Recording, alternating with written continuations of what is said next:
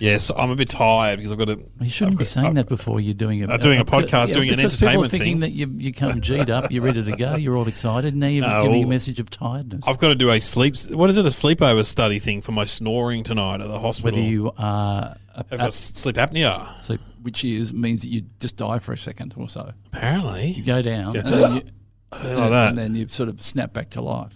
Yeah, well, I'm a bad snorer, but as the doctor said, you wouldn't even be here if it wasn't for your wife, would you? I'm like, nah. My snoring doesn't affect me. No. You don't hear it, and I don't wake up. Does your own snoring ever wake you up, though? No. So you never... No, I don't think so, no. What about when you go to the theatre or to the movies or something, and you bang out a bit of a snore in a movie? No, I've never... No. I don't fall asleep much at movies or theatre or anything like that. Not that I've been to the theatre for a long time. Have you recorded it? My wife said she was trying to record it but hasn't yet. So, I'm going to find out tonight the definitive answer. But a friend of the show, Brad Oakes, he's done it twice, a sleepover thing. Yeah. And because the doctor's just going, it's like a hotel room. He goes, Oakes, he said, it's a hospital. You know what I mean? So they can be noisy places. Yeah. I've got my own room. Yeah. With TV apparently.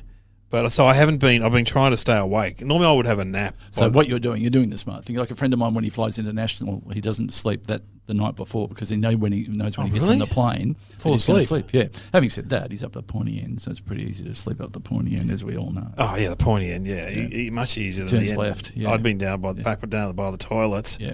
But actually, Brad Oakes has got one of the best snoring jokes ever. You can't take it. Can you reuse it? I can tell everyone now and give him credit. Give him credit. We're talking about it the other day about how his snoring was so bad that when he was snoring, a lion came out of the wardrobe and said, "Hey mate, keep it down. You're affecting everyone in Narnia." It's a great joke. As my son said, is that a joke for like geeks? I'm like, well, no, everyone in our generation remembers The Lion, the Witch and the Wardrobe. Yeah, I don't, but anyway. You don't remember that book? Well, no. Well, yeah, there was a lion and a witch, and they lived in a wardrobe. Yeah, and the kids went through. See, this is why Oaksy was saying the joke doesn't always work, because people like you are sitting there going, "Why is he talking?" I would know where to laugh. I noticed. Yeah, you know where to laugh. Play that back. You'll hear me laugh at the right spot. I think you do that with most of my jokes. You were just wondering. So, what did you think? Why a lion came out of the wardrobe? I was actually thinking of another joke, but I won't do it. Anyway, I'll give you a full report next time. But a friend of mine, if you do have to get the machine, the EPAP or the PAP, I don't know what's called. They love it. Yeah, and then you get a travel pack version.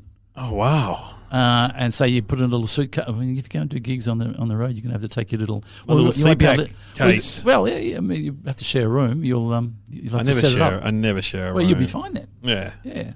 Just connect it up and snore away. And how does the CPAC thing affect your love life? Yeah. Well, I think it's you know what you do. You pretend you're the Elephant Man. Yeah, or Darth Vader. Luke. No, that's his son, isn't it? Oh, there's the music. Oh, here we go. Hello and welcome to Somehow Related, and now please welcome your hosts Glenn Robbins and Dave O'Neill. So don't look, if it goes a bit quiet, it means that you've nodded off. I've fallen asleep. Yeah, I'll throw a glass of water in your face if you fall asleep. But knowing you, the professional that you are, you'll be on your game and ready to go, because I know as soon as you hear the two topics, you'll light up like a computer. Yep. You'll just go crazy trying to find that answer, because and I got a good feeling about this. I don't know what it is, but I got a good feeling. Okay, what are the topics, Sam? Dr. Zeus and post-war Japan. I'm sorry, I nodded off there. Dr. Seuss. Yeah, I reckon both of these. They played them. Played to your form. I've read a lot. You would have read all. Hog. What is it? Hog goes to Sam. I am Sam. Breadfish. Cat in the Hat. Oh, Cat in the Hat's a pain in the ass. He just turns up to a house where there's two kids by themselves and ruins the house, and they have to get it ready when the mum comes home. I think it is. My kids. My youngest son loved Dr. Seuss. I tell you what though, they're really long books. You get to like halfway, you're like, Jesus, he really strung this story out. What makes a good hit kids book, do you reckon? Because I think everyone thinks that they can write a kids book, but everyone can't. does. Yeah, everyone goes. The amount of people that I meet go, "Oh, I've got a good idea for a kids book." Yeah, I think it's something that gets the kids' interest, Also, there's something to be said for telling the story in a different way. There's a great series of books which is called Don't Let the Pigeon Drive the Bus. See, that's a stupid idea. Yep. And where the pigeon talks directly to the kid. So you open up the book and the pigeon goes, hey there, hey, you know that bus over there? Can you just give me the keys? Right. No, it starts with the bus driver looking at you and going, I've just got to go and get a drink. Whatever you do, don't let the pigeon drive the bus, yeah? And you go, look out. Yeah, and then you open the page and the pigeon sticks his head and he goes, hey, can I drive the bus? See, I'm Just, in. You got me. Yeah, can I drive the bus? And then you turn the next page, he goes, what do you mean I can't drive the bus? And then, but the pigeon is like a child. So he does all stuff that kids do and the kids identify with it. Yeah. Like he cracks it, he tries to justify it. Like there's people driving buses in other part of the world right now, that kind of, all that stuff. So there's something to be said for that, a different way to tell a story kind of thing. What's the one, the day my bum exploded or something? Have you read that was big. That was huge. Yeah. I remember touring with the Comedy Festival Road Show, and we were following the Bum Show around WA, and the guy on the theatre goes, well, the Bum Show had sold out 2 nights, you guys are only doing a half a night. And someone said, the bloody Bum Show, the day my bum went psycho. That's right. it. The Bum Show was haunting us around WA. Well, the Bum Show's done 4 nights, you guys are only doing 1. So it's something a bit rude, but if it's too graphic, it's not good, I reckon. What is interesting now is that they've got books for every kid in every family situation. So, my daddy's in jail, or, right. I've got 2 mummies or whatever. There's books. There's all social books as well, which is interesting. But I reckon just a good, and also the drawings help too. Don't you reckon? The illustrations. Yeah, I don't know. I mean, I don't know whether you can DNA, because I wrote some Uncle Arthur books. Uncle Arthur retold. Did you? Uncle Arthur retold the Have you got them? Bedtime stories. Yes, but I don't. It didn't quite work because the people that were going to read those sort of stories didn't know who Uncle Arthur was, and because he's sort of undermined every story with his own interpretation, it sort of lost a bit. But the idea of an old man telling a story in his own, it was a good idea at the time. Yeah. I've got to say, I got 3 out, but they didn't come back for the next series. Yes. So. Well, I did 2 kids' books because, my partner, Kieran, she's an illustrator. I didn't know that. Yeah, we did. She doesn't do it anymore, but we did books together before we had kids. Oh, wow. But once you have kids, you realise that you weren't doing it. Once you have kids, you read so many books and you see which ones the kids react to. You realise yours aren't that great. That's what you realise. Yeah. One was called Raised by Frank, about a cat who looks after 2 kids. It's a great idea. A cat bringing up 2 kids because the mum and dad were away. Yeah. But anyway, so Dr. Seuss. Dr. Seuss. Who, and I don't think that's his real name. He's a Jewish American guy. Isn't Seuss his middle name or something? Yeah, it's like Felden. And he's not a real doctor. He's not a real doctor, as my mum would say. He's not a proper doctor. No, he's probably. I don't know. It's probably got letters in philosophy or something like that. Yeah. And he was very prolific. What's that one that they give to people when they leave work? It's called The Places You Can Go. Have you read that one? No. That's a great one. So it's sort of inspirational. It's a little bit Anthony Robbins. Oh, really? It's the places you will go in this world, and you read it, and you actually feel a little bit uplifted. Like you go, oh, this has actually got a good message in it. Isn't it when that little thing gets through your defences and go, oh, you got me now? Yeah. I'm in. Like with romantic comedy, no, but sometimes you go, oh, I think I'm in now. Yeah. Well, it's not wacky like a lot of Dr. Seuss is wacky. And he did the drawings too, and the drawings were very unique, actually. You got to say, if you saw a Dr. Seuss drawing now, you'd know it straight away. You'd know it. You'd know that style. Wasn't there was a movie Cat in the Hat? By Mike Myers, which died in the It didn't go very well. Well, it's hard to be the Cat in the Hat. And because you can't match the imagination. But one of them went really well. What was the one that was around Christmas time? The Sam, what was the Dr. Seuss movie? The Grinch. I got myself. Sorry, Sam. Yeah, The Grinch. The Grinch was that's Dr. Seuss, I think, and that went very well. And that was a cartoon. Was it not a Broadway musical? Oh, was it? Sam was The Grinch, a Broadway musical. Or did Dr. Seuss do something on Broadway? Oh, might have bought a drink. Dr. Seuss's How the Grinch Stole Christmas, the musical theatrical production, was created in 1994. So there you go. Yeah, you're right. Well, it never came here. No. That'd be They're trying to turn everything into a musical these days, aren't they? Right. Everything. Russell Coight the musical? What? Possible. Not a bad idea. The Nugget, the musical. Yeah. Uncle Arthur. The musical. Well, they did the castle. Did they? Yeah, they a did not. local theatre. I remember Sano told me, a friend of yours, a friend of the show, he went and saw it in Doncaster or something like that. Like a local group had done it as a. I don't know if they sang, but they did like a live version of the castle. Tell him he's dreaming. Tell him he's dreaming. Well, you can imagine how much business that would do if it was good. Oh, it was good. But I think they. I don't think it went anywhere. I think it was just local the people. Serenity. The serenity. The serenity. I'm gonna come to your house, blow your fucking house up. With a bit of bit of bazooki in the background. Gonna blow your bloody house up. So he's drawing cartoons. Has he ever done anything that crossed the boundaries of kids? Did he ever go outside of that? I'm thinking of Japan now. Was he popular in Japan, do you reckon? It could be. Yeah, like Snoopy. Did he ever have a character that was... Probably the Cat in the Hat. The Cat in the Hat's a big one. That's his Mickey Mouse. Were there any Japanese characters? Yes, and they were slightly racist, I if I can remember rightly. The thing about him was, I know about Dr. Seuss, is that he was enlisted like a lot of wartime directors and writers and stuff to help with the war effort. So I know he directed or did something to do with propaganda cartoons or something like that. He did. Well, look, it sounds like you're getting towards an answer. Let's just talk about. And he was in charge of other authors. He was like an editor for a while, and he was in charge. I remember he was in charge of Richard Scarry. You know Richard Scarry? I'm worried because I think you may have solved it. We've only done 10 minutes. you know. Okay, Richard Scarry's the guy who was one of Dr. Seuss's contemporaries. Yep. And he wrote all the books, Cars and Trucks and Things That Go. What Do People Do All Day? And people a bit younger than me remember them really well. They were big in the 70s and the 80s. They were really big. And it's Huckle Cat and Lowly Worm. And there's a family of cats. There's a family of bears. There's a worm. There's something else I don't remember. Yeah. I'll take the rest of the But anyway, off. Dr. Seuss said about Richard Scarry, I don't get it. These books have no story and they're not going to be successful. They're controversial. And they were massive hits. Because what it is, the kids love the details of, like the little bear working in the mechanic's shop or whatever.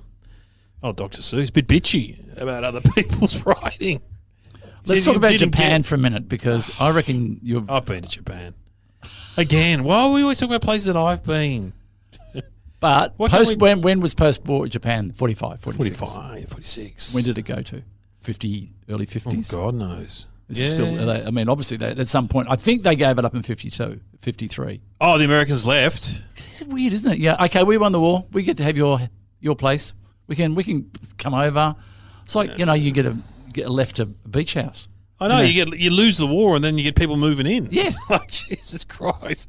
Well, look what happened to Germany. They got split up into two countries, and there was like a Russian zone and an American zone in Berlin. Wasn't there Article 9 about Japan? Do you remember that? Where they couldn't, it was some sort of famous article when you draw up the lease agreement. Oh, yeah, right. Yeah, which was, I think, in terms of they couldn't fight a war and they couldn't have a military defense. Yes. And then the Americans wanted them to. I wonder if Americans have still got a base there. Yeah, probably. Yeah, there's American bases there, aren't there? There must be in Japan. Sam, I know there's bases in the Philippines because they always talk about them. Are there American? I'm sure there's Air Force bases in Japan. There's still Air Force bases. Because they won the war against Japan. Because they won the war and they're like, well, we're going to have our bases here. Yeah. No. Yeah. You try and stop me. Sam? The U.S. has many defense force bases across Japan since World War II.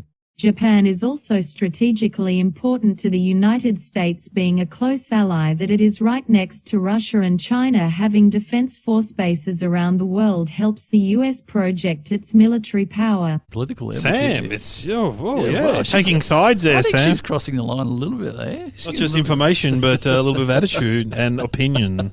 See, okay, what else happened? Japan. When was the Olympics in Japan? Oh, God knows. But there was an Olympics in Japan. 56 was Melbourne. Was it the 60s, Japan? Yeah, I reckon it was 60. They're always having the Winter Olympics in Japan. There's always seemed to be Winter Olympics in Japan. Hang on, 60.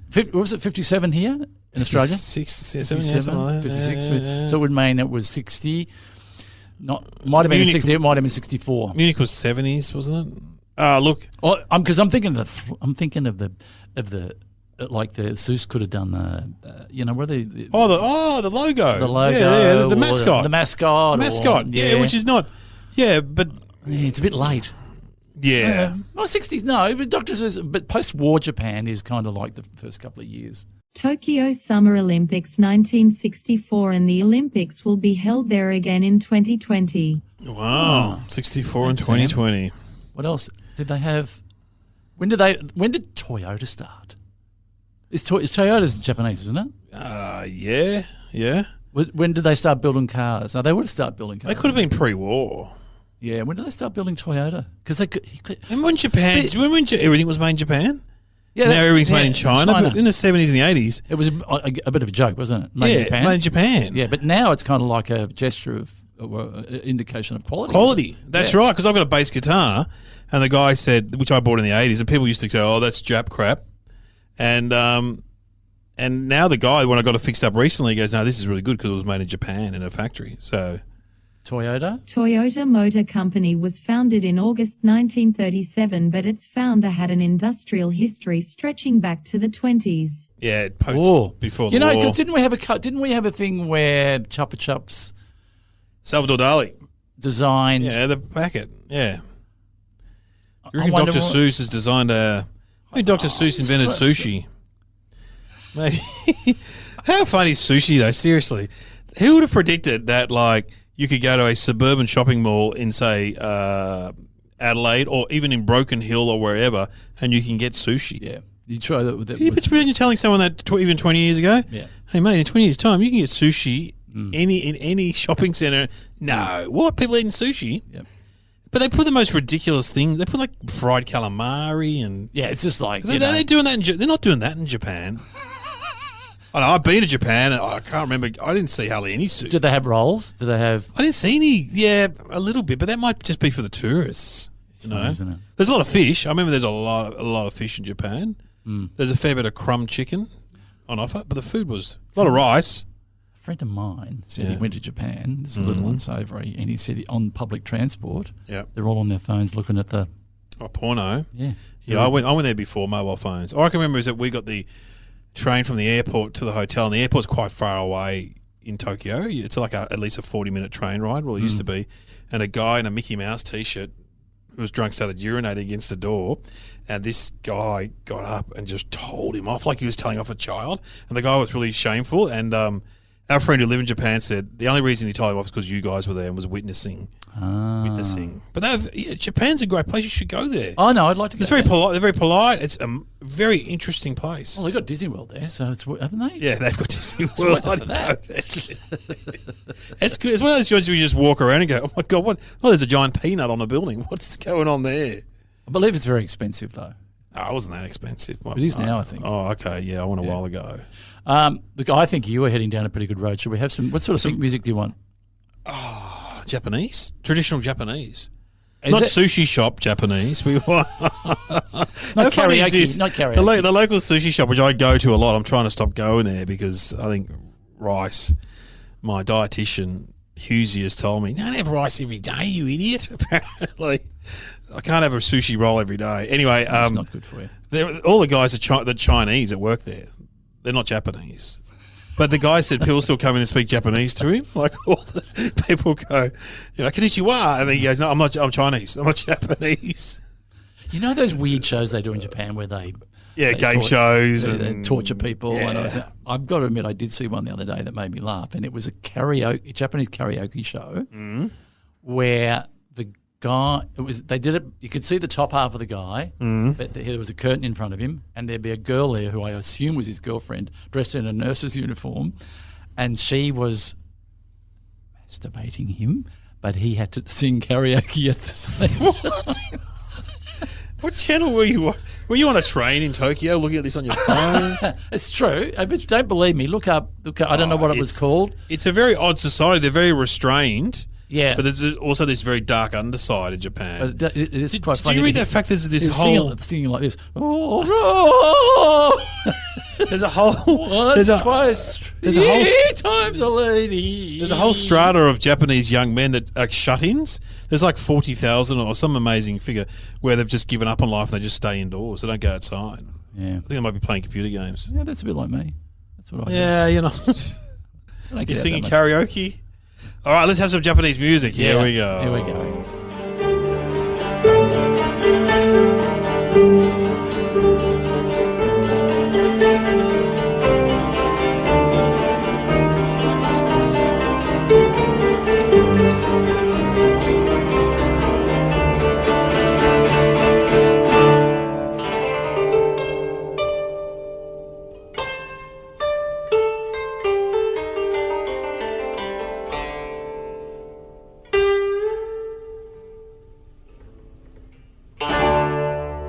What are those guitars? What are they? They have. It's like a mandolin kind or a sitar-y thing. Sitar-y thing. I don't know what they're called. And Greece, they call them the bouzouki. I was mentioning them before. No, I don't know what they're called. You know, they have stand-up in Japan, but they sit down. I heard it on the plane when I went there. So the stand-up comedian sits down. Yeah, and it's like they don't call it stand-up. It's like storytelling, but it's got the same rhythm as stand-up. So it's like this. And then you hear all this laughter, and it's like, oh my God, it's like, I remember reading an article about a guy who went and watched it and just said it was amazing. There were younger guys trying it out, then the legend comes on, like the old comic, and just, nails it, smashes it, man. All right, I've got an idea. I liked your idea, but I would say, I'm going to say Dr. Seuss was the first, because I reckon when in post-war, the Americans would have gone and obviously occupied. Yeah. There had to be some sort of transition thing where they had to give it over. No, where they had to learn to live in Japanese society. And I reckon they've written some educating books, cartoons, comics, books for the kids to learn how to live in Japan. There you go. Oh, wow. What do you think? I think Dr. Seuss did a propaganda film post-war about the evils of Japan or something like that. Is that it? Because he was involved with propaganda. Yeah, he was definitely involved with propaganda films in America. So I reckon he was brought over there to do because had he done films before? So he had done films before. But you think there was a movement there to do propaganda films after the war? Cartoon. Yeah, okay. Okay, that's all good. Okay, fire away. Sam, what's the answer? In 1947, Dr. Seuss, along with his then-wife Helen, wrote a documentary film about Japan's violent history up to and including the Second World War.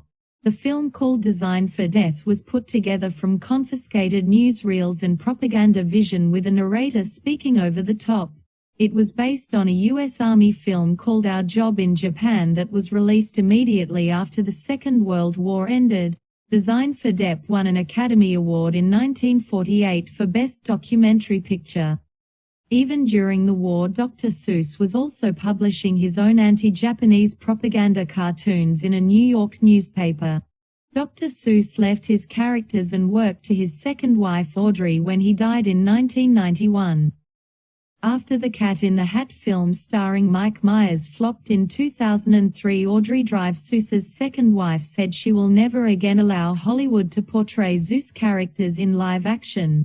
Well, there you go. We were sort of both right. So that's not bad. In the bit of propaganda, made a film. I don't know. Yeah, that's interesting. It's interesting though, what Sam added on there, which is she's never done that before. She's getting very involved. Not rude, but take a little bit of liberty there. Just go, here's a bit of more information. You have been listening to Somehow Related with Glenn Robbins and Dave O'Neill. Imagine being Mike Myers. Imagine having that news delivered to you. Yeah. Hey, you know that movie you did? Well, the woman of the guy who created it hated it so much, doesn't want any more movies ever again. Mary Poppins, she hated everything. Yeah, Mary Poppins is a good movie. Yeah. What's there to hate? Yeah. It's harsh. Harsh getting that news. Mm. Anyway, so there you have it. Another Dr. Seuss post-war Japan little discussion. Solved. The Cat in the Hat came back. There's another. Well, it did come back. So there could have been a sequel. Especially the producers think, we're going to do a lot of these Cat in the Hat movies. Mike, you get ready, mate. There's going to be at least 4 of these Cat in the Hat movies. I wonder what he started with. Would you reckon he started with the drawings? Or the idea. Yeah. I think they're like a poem, aren't they? So I think he would start with the words, you'd think. I don't want to say too much, but I think you're falling asleep. What? read a book for me, Dad. You gonna need that Dr. Seuss? Well, you can report back on. I will. The sleep study. Yeah. Cat in the Hat. Yeah. Interested in new books? Subscribe to Chapter 1. Chapter 1 is a new podcast with me, Melly Thomas. Each episode, you'll hear the first chapter of a new release book from top publishers. Subscribe and listen to Chapter 1, a new podcast with me, Nellie Thomas. Search for Chapter 1 where you're listening now.